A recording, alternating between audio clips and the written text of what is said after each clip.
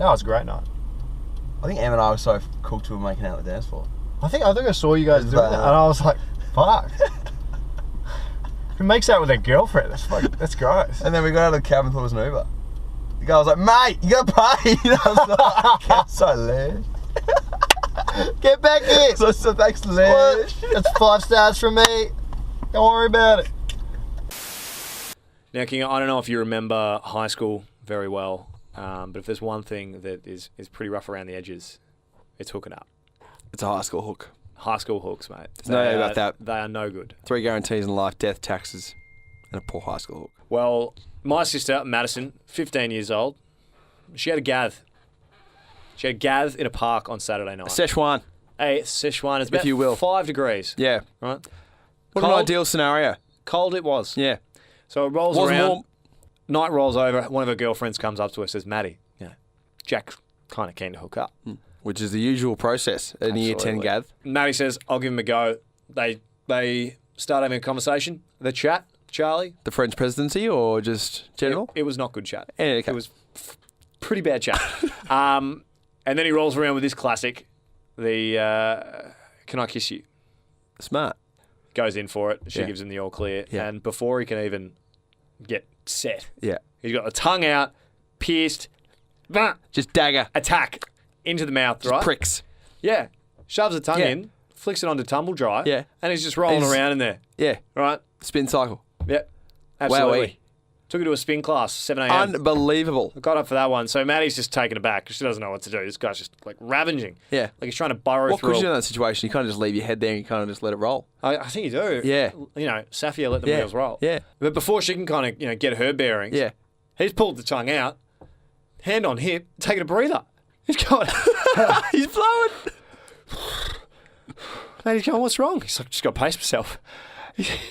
The poor kid's run out of breath. Never have I heard such a story in my life with the year 10 hookup. That is unreal. That's what I'm trying to figure out. That is incredible stuff. What was this kid doing to run out of breath? It almost sounds like a bet. It's not a didgeridoo. Yeah, it doesn't make any sense. You don't have to keep your breathing secular. Yeah. You just... Something wrong with him for sure. Old Jacko, mate, not good. Next day, checks me out on Facebook. Was there a second try? No, there was no second Needed attempt. a breather on the pine. Old Dad was getting a text On the after that one. On the oxygen tank. Give the red vest. He is done. No second chances with Matty Miller, I'll tell you that right now. So if you're listening, Jack, sorry, Ledge, your time's up. You're with Zach and Charlie. We've got lots more coming your way, including Charlie's power rankings for the AFL Cup. Now, mate, absolute Barry Crocker the other week. So I had an interview at Ernst Young. For those listening at home, you might have remembered last week we were doing a bit of prep for Charlie's big interview at Ernst Young. Big day. Huge what day. you were going to wear, Yep. how you're going to do your hair, what you were going to say, Yep. how it was going to pay. It was huge. This was it. And today we get to hear how it all went. I'm excited to report it, mate. 3 degrees down, 80k in hex debt, and I'm excited. Yeah. You want to get something out of it. That I've progressed. Got an interview there for last week, so that was for the assessment centre. It's the final stage. Wow. So I think they got 2,000 applications and they take about 20 kids in their audit department. In their audit department, and you're in the last section. I'm in the last section. You're there. I'm there. Literally waving I'm getting ready for the autographs. It's the fourth quarter. I'm the fourth quarter. Going well throughout the entire day. I'm a bit older than the other vacationers.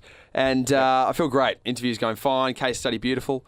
And I'm literally at the home stretch and I'm laughing. I'm in the interview, working with these 2 girls at Charm. And it's all going a treat. No shortage of charisma. Exactly right. Charlie I mean, Zach, the radio's great, but this is good. This is what I work for.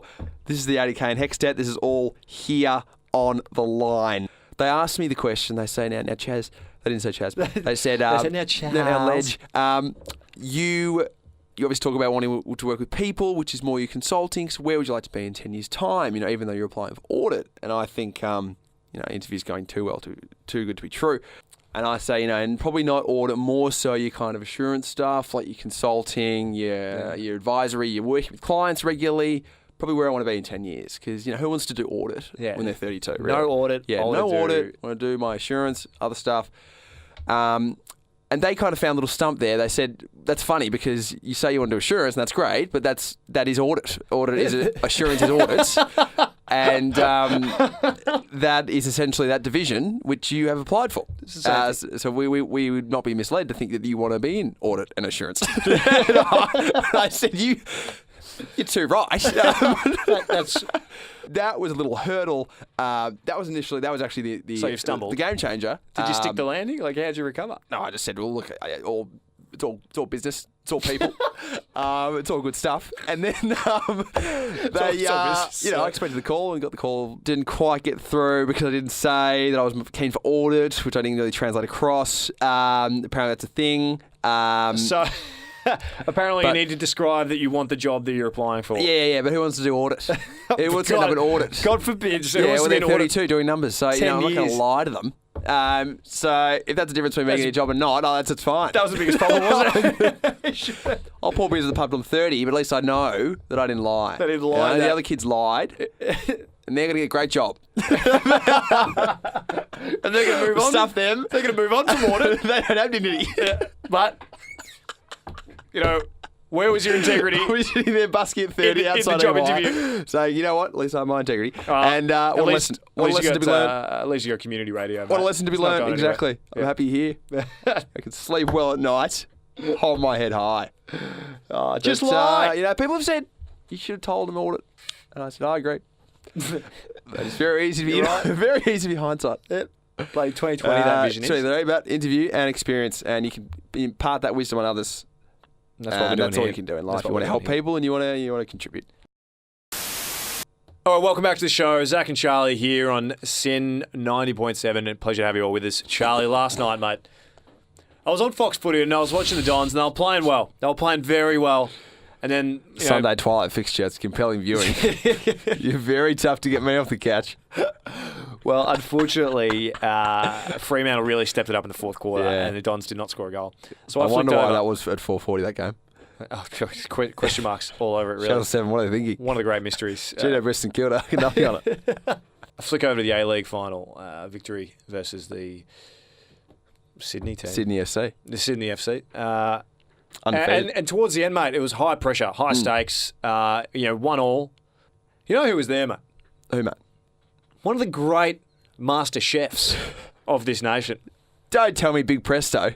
Presto was there, but standing next to him was the great George Calombaris, right? At the 80th minute. Yep. He was screaming. He's loving it. 10 minutes to go. He was having a ball. 10 minutes to go. But mate, I'm going to play the audio right now. The Sydney FC fans were paying out on him. They would have to be. He was literally on the ground. Yeah, they were giving him a bath. Piece of meat.